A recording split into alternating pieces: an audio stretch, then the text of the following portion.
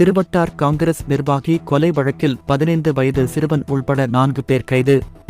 கன்னியாகுமரி மாவட்டம் திருவட்டார் அருகே உள்ள பாரதப்பள்ளி மூவாற்றுமுகம் பகுதியைச் சேர்ந்தவர் ஜாக்சன். இவரை கடந்த 27ஆம் தேதி இரவு வீட்டின் அருகே வைத்து 7 பேர் கொண்ட கும்பல் அடித்துக் கொலை செய்துவிட்டு தப்பி சென்றது. இது தொடர்பாக அவரது மனைவி உஷாகுமாரி கொடுத்த புகாரின் அடிப்படையில் திருவட்டார் போலீசார் வழக்கு பதிவு செய்து விசாரணை நடத்தினர். விசாரணையில் வெள்ளாங்கோடு பகுதியைச் சேர்ந்த ராஜகுமார் தலைமையில் 7 பேர் கொண்ட கும்பல் கொலை செய்தது தெரியவந்தது. இதையடுத்து கொலையாளிகளை பிடிக்க 3 தனிப்படைகள் அமைக்கப்பட்டது. இந்த கொலை தொடர்பாக சுசீந்திரம் மற்றும் திருவட்டார் பகுதியைச் சேர்ந்த 3 பேரை தனிப்படை போலீசார் பிடித்து விசாரணை நடத்தி வந்தனர்.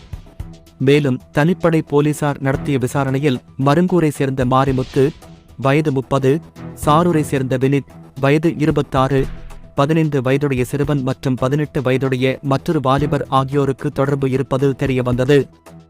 இவர்களை தனிப்படை போலீசார் தேடி வந்தனர். இந்த நிலையில் மாரிமுத்து, வினித் உள்பட 4 பேரையும் திற்பரப்பு பகுதியில் வைத்து தனிப்படை போலீசார் கைது செய்தனர்.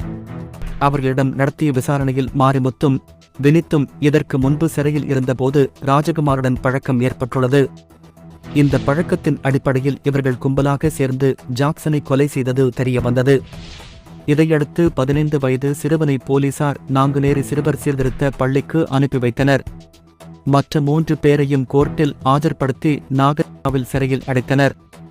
இதற்கிடையே இந்த கொலையில் தொடர்புடைய முக்கிய குற்றவாளியான ராஜகுமார் தொடர்ந்து தலைமறைவாக இருந்து வருகிறார்.